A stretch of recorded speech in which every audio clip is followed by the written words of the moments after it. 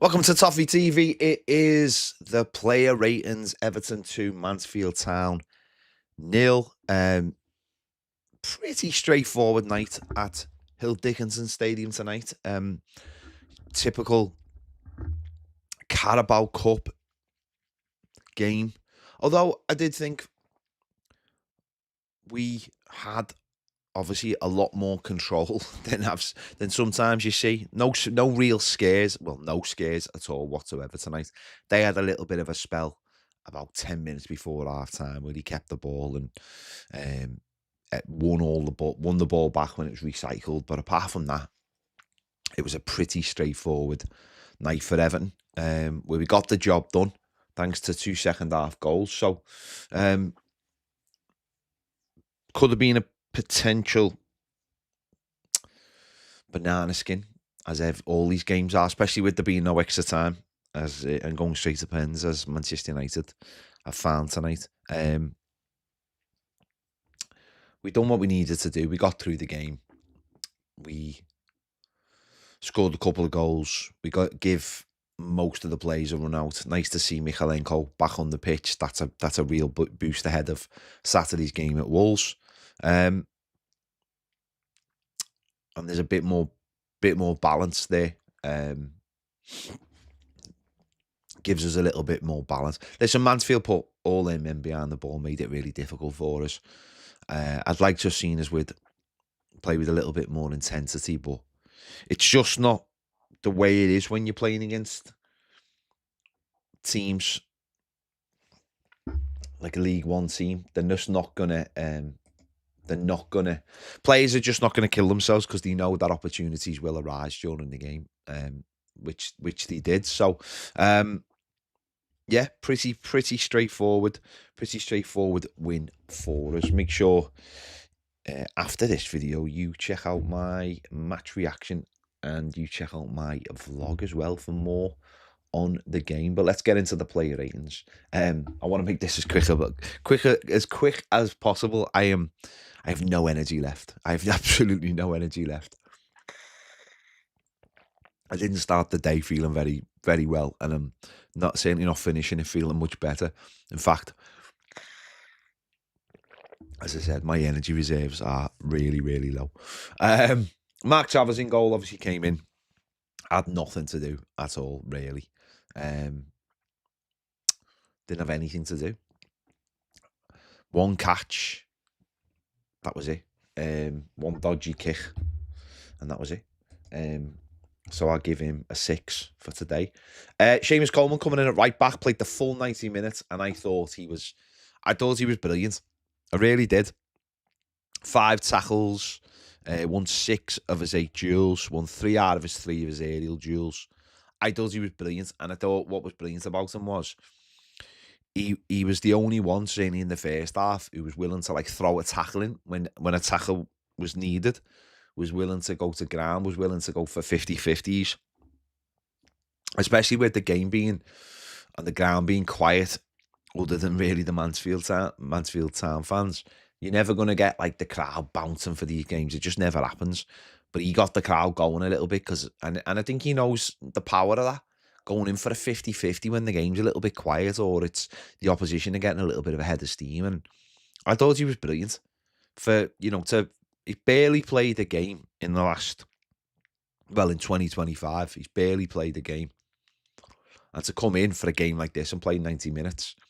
And this is why we've got Seamus, still around, not just for the things, he adds to the squad in terms of being a leader, but coming in for games like this.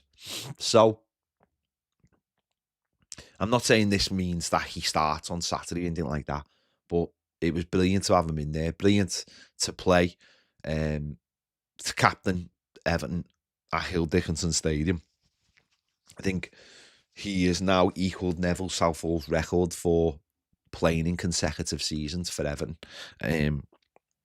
Will he get a chance to beat that next season? Well, don't know, but he's the record outfield player, and to be up there with Neville Southall that's some achievement. That is some achievement to do that. So absolutely brilliant from Seamus. I'm going to give him an 8 because I just love the fella, and he's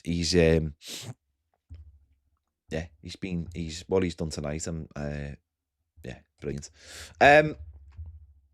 On the other side, Mykolenko played nearly full 90 minutes. Again, obviously being out for the first 2 games of the season, and I think just for that balance, it was really important that he came back. And yeah, he was fine. He won 2 hours, 3 ground duels, won 2 hours, 2 aerial duels. And it was just important that he got through the game. It was just important that he got through the game and is available for Saturday. So he's had a good run out, and hopefully now he'll start on Saturday and give us that balance and allow James Garner to go into midfield to give us a balance. And I think that's really important as well. So Vitaliy Mykolenko, I would give a 7 for tonight. James Tarkowski, it was never really going to be under much of a threat tonight. Won 6 of his 7 ground duels, won 4 out of 4 aerial duels. Didn't really have to do much. Didn't really have to stretch himself. By the stats, he's probably like, man of the match or whatever, but he really didn't have to do too much tonight in terms of anything really, because it was just a case of dealing with any kind of long balls, high balls, whatever, and he dealt with them. So no problem whatsoever. James Tarkowski gets a 7 as well. And Michael Keane, nice and steady, 2 out of 4 ground duels, 3 out of 4 aerial duels. The back, certainly the centre backs, didn't have anything to worry about tonight really. So dead steady from Michael Keane as well. I will give him a 7 as well. Into midfield, James Garner, I thought he had a really mature game. James Garner just sit in front of the back 4. Lovely ball through to Jake O'Brien for the second goal. 95% pass accuracy. 93 passes out of 98 out of 107 touches. So loads of the ball, kept the ball well. Didn't have to compete for a ground duel, didn't have to compete for an aerial duel. I just thought he was very mature tonight, and that's exactly what we needed. Listen, again, who we're playing against isn't like, they're not the top, not top drawer, are they? But I thought he just had a really nice, comfortable evening, just doing his job. And I think that was really important for Everton and for himself, to be honest. So that's like the progression you want to see from James Garner, is just being really comfortable on the ball. And I think as I said, you can look at these games and you just go, it's playing against no one. But I think we've seen plenty of players not struggle, but just not get through these games in the right way. And I just thought he did everything right tonight without, listen, it wasn't a tough game for him. But that's good as well, though. That's good. Good for him. David Moyes hopefully getting more out of him. So James Garner give a 7.5 tonight. Harrison Armstrong got an assist. 3 key passes. 92% pass accuracy. I'd like to have seen, what I would say about Harrison Armstrong is, I think there was space for him tonight to turn and have a little run at them at times, and maybe he was a little bit too quick to get rid of the ball at times. If I was going to be picky, I'd just say there's times I was just thinking, turn and have a little run at them rather than lay it off in that final third. I would say the same about Carlos Alcaraz as well. I think he was sort of similar in the final third, no central positions. I'd like to have just seen him to have just had a little bit more of a run. I think, come on, Carlos Alcaraz, he did it in the first half. But I think there was a little bit more in there for Harrison tonight. But it's brilliant that he's got another 90 minutes, and the manager obviously trusts him. He's left Tim Erabunum on the bench. Don't know whether Tim was carrying anything from precautionary, but fantastic that he's got 90 minutes under his belt. And there's we don't know what's going to happen with him. He might go on loan. He might stay. Whatever's best for him, I think. If he goes, no problem at all. won 2 out of his 3 ground duels, won 2 out of 4 of his aerial duels. And you can tell that he was better than most of their players. And that's for a young lad, that's brilliant. The loan has done him the world of good. It really has. Excuse me. It's done him the world of good. So tonight is a really good grounding for him. And the manager's got that trust in him. He's obviously an excellent prospect. Stature wise looks strong. And as I said, it would have been nice for him to be a little bit selfish tonight, maybe. 2 big chances created as well. So well done for Harrison Armstrong. Good performance. I'll give him a 7.5. Carlos Alcaraz obviously scored the first goal. It was an excellent goal. Dribble attempts 3 successful, 5 out of 7. Ground duels 1, 1 out of 2. 1 aerial duel, 1 out of 2. Probably just say the same about him. But I think obviously in the first half he did have the shot that nearly good save by their keeper, to be honest. Good save. So similar to Harrison Armstrong. But obviously scored a cracking goal tonight. Absolute cracking goal from Carlos Alcaraz. As I said, just sometimes Carlos Alcaraz is a young player as well. He's a young player as well. So there's times when maybe the right decision wasn't being made. And again, maybe be a little bit more selfish. Have a little run at them. Make things happen. But it's a fantastic goal, an absolutely worldy goal from him to open the scoring, and it's exactly what we needed. Because the game, the first half wasn't great. Let's be honest, the first half wasn't great, and we needed to get ourselves going in that second half. So, yeah. So sorry, Harrison Armstrong got the assist for the second goal. Sorry, not Jake O'Brien. Sorry. So a couple of assists for him. Carlos scored cracking goal. And again, it's all about impressing, isn't it? It's all about just being solid. It's all about showing the manager. And I think few players did that tonight. And that is that competition we've been talking about.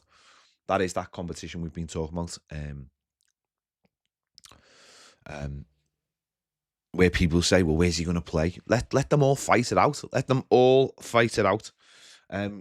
So Carlos Alcaraz, I would give a 7.8. And Harrison Armstrong, I'm going to change his. I want to give him a 7.8 as well, because I forgot that he got the second assist, because, as you can hear from my voice, I am a little bit tired.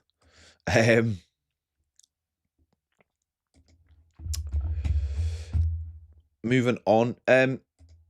Dwight McNeil doesn't work for him playing on the right-hand side. It doesn't work for him whatsoever. Could have got himself a couple of goals tonight.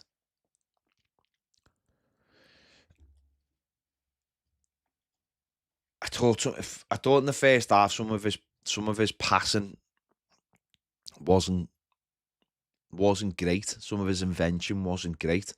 I think if anyone's going to suffer, obviously, from the players we've bought, it's going to be Dwight McNeil. There's no real position for him in the Everton team. I don't think he works from the right. I think he found joy playing centrally last season, but I think that's gone. I don't think he's going to play on the left. So what is he? He's just a backup. He's a backup for all those positions. But the manager's got a decision to make with him now, whether he wants to keep him or whether an offer comes in.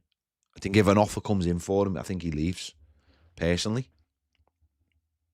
I think his days at Everton are numbered, if I'm honest. So he's just not got the pace. He's just not got the pace to do what needs to be done for this team. So I'm not sure what's going to happen to him. If he remains an Everton player past this month, then I think he'll be a backup player. But we'll wait and see what happens. I just don't think Moyes fancies him. But it's on the player, isn't it? It's on the player to do more. He's got a big challenge now. He's had it since when Dyche came in. He had pretty much the run of the place till, and then obviously got injured. And then Dyche went. He's gonna find it very tough getting in this Everton team. Doesn't mean he won't get games. Doesn't mean he won't come on off the bench. But I think just with what we're trying to do, I just don't see that many opportunities for him. Just because he completely lacks. There's a couple of nice things he did tonight, and then not having the right foot or not being able to use the right foot, just like puts him literally into no man's land. So yeah, I think he's gonna have to really work hard. So I'd give him a 6 for tonight. Jack Grealish was a bit of a marked man all night, to be honest. They not targeting him, but you know when like players work extra hard to make sure that someone can't get into the game. But I think there's a telling stat tonight, which Moyes has mentioned loads of times about him. He had 40 passes and 39 of them were accurate. So he lost the ball once out of 40 passes. 3 key passes. I think he had a shot that went over the bar as well, and he had one that was on target as well. And he still sort of had a quiet game. And I think that's what Moyes was talking about. It's like his level when he has a quiet game is still more effective than some players when they seem to be doing loads. He draws people in. He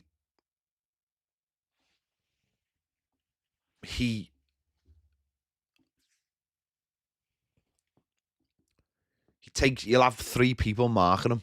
And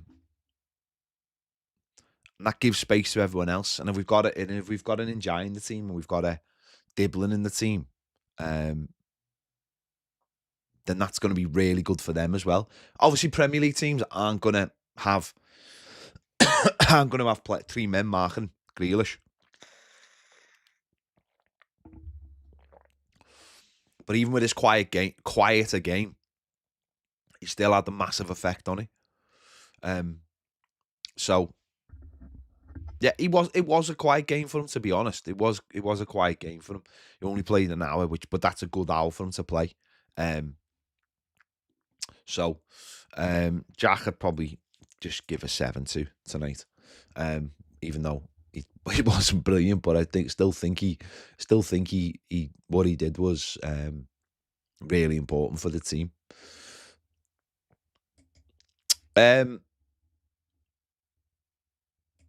Barry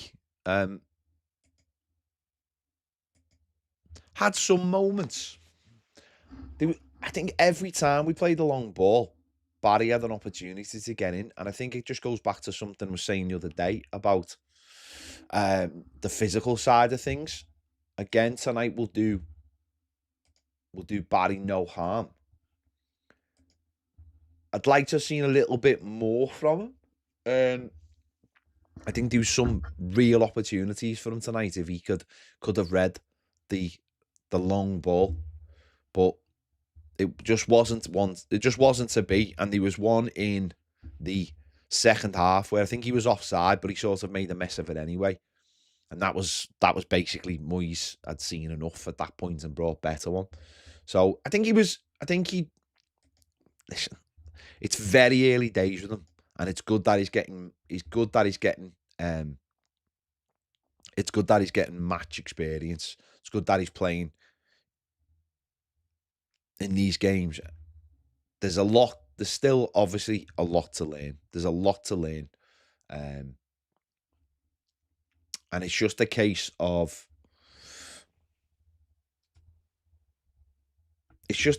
him learning it, isn't it? That's it. It's a case of him playing more. It's a case of him playing week in, week out, whether he starts, whether he comes off the bench, getting used to the players, getting used to the way we play, knowing when we're going to go long, knowing when we're going to go short. If we go long, he's got to be able to hold on to the ball. If we go wide, he's got to get into the right areas. It's a work in progress. 27 touches, 12 out of 13 passes. No shots on target, no shots off target, which is disappointing, to be honest. Bit disappointing. I wanted more from him tonight. I must admit, I did want more from him. But he's a young player. We've all got to give him a little bit of time. We've definitely all got to give him a little bit of time. So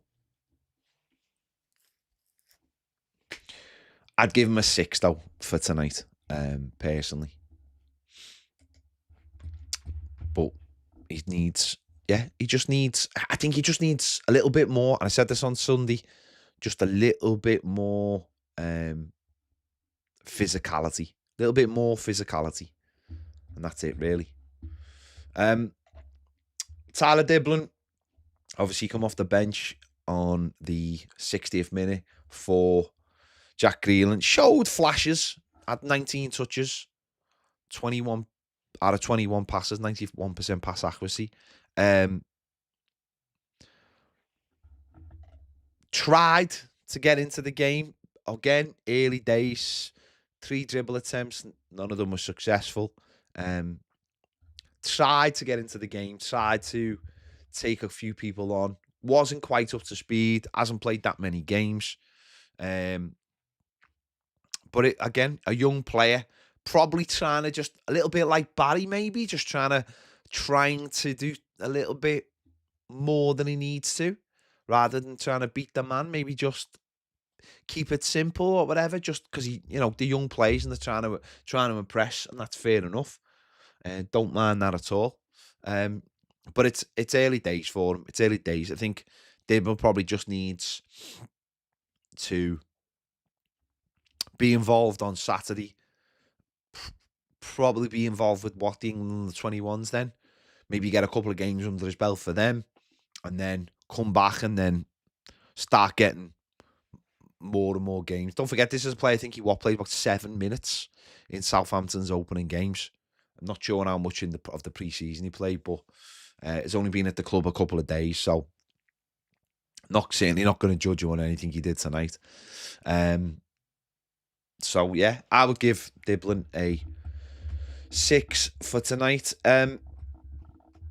Beto, obviously come on, scored the goal.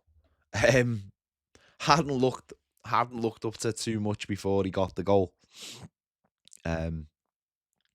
18 touches, 2 shots on target, 1 shot off target. But he got his goal. He always gets his goal, doesn't he? Always gets his goal against lower division teams. Always was in the right place at the right time for the cross from Harrison Armstrong to make it 2-0 and finish the game off.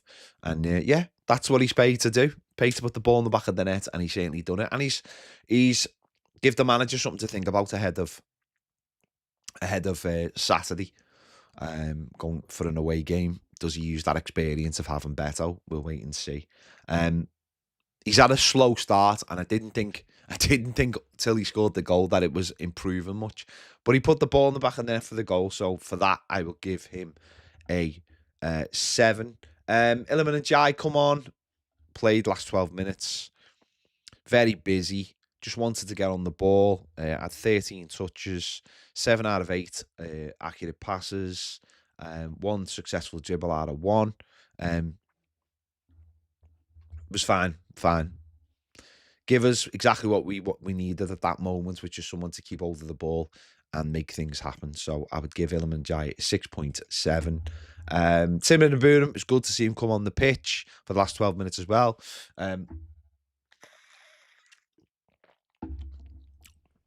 Exactly the same. Come on, just give us a little bit of, just keep the same level. And yeah, was absolutely fine as well. 6.5 for him.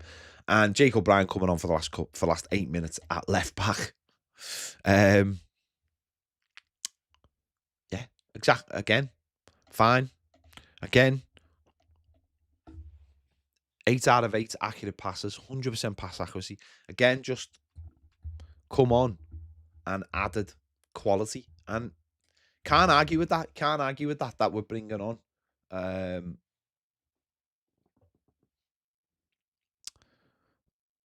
A really good level of player.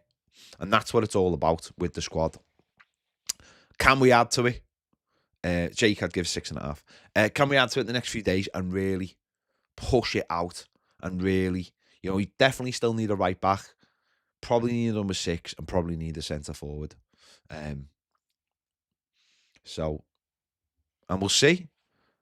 We'll see what the manager does, whether he gets rid of, whether he lets Schmidt go, whether he lets Dwight McNeil go. Or I don't know, he might think these are valuable players. Does he let Harrison Armstrong go on loan? Does he think these are valuable players for the squad, or does he think that Schmidt and Harrison Armstrong need that level of experience? We'll wait and see. What does he think? What does he think about McNeil? Does he think he's someone? What does McNeil think? Does McNeil think I want to play? I'm at an age where I want to play. Everton might look at the length of contract with someone like McNeil and go, well, we're not going to give you another contract, so we want to sell you. That's the way you got to look at it. Is that someone like McNeil who has, what's he got left on his contract? Has he got a year or so?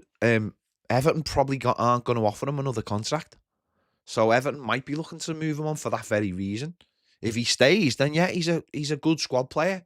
No one argues about that, but it's more important that it's about bringing money in. Same with Nathan Patterson. Nathan Patterson's got 2 years left on his deal. Everton might look to let him go on loan this summer and try and get him out next summer. Or if an offer coming for him for this summer, then they might let him go now. That enables to bring more players in. These are the things that football clubs have to balance. Certainly with contract lengths, you don't want to play get him going down to his last year if you can. So if there's an opportunity to move someone on, and then because they're not going to be part of it, and you can get somebody else in. If there's a player there that's not needed, then Everton can get rid of them and get rid of the wages, and then bring someone on to go in on loan, let's just say, and you don't have to pay a fee. Then for PSR, that's really important. So that really helps the situation. McNeil or anyone else being sold could mean Everton bring in, say, 2 players. So we'll wait and see. It's all down to the manager, what the manager wants and what the recruitment team wants. And we'll wait and see. But listen, good win. I'm happy we're through. Wolves in the next round. There's absolutely no reason why we can't go there and beat them. And there's no reason why we can't go there and beat them on Saturday. So, listen, make sure you check out, as I said before, if you haven't already checked them out, make sure you check out my match reaction video. It's not very long. Check out the vlog as well, from tonight as well. The biggest disappointment from tonight is everyone in the upper south was watching the penalty shootout in the bar. And they turned the telly off for the last penalty. The last 2 penalties, they turned the telly off. And I believe they did it all over the stadium. And people weren't happy.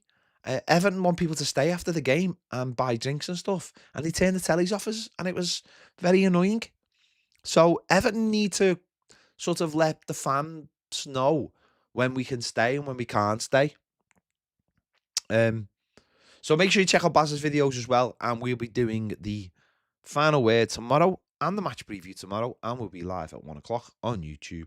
So busy day, busy day. I need some sleep because it's 20 to 1. Thanks for watching. See you later.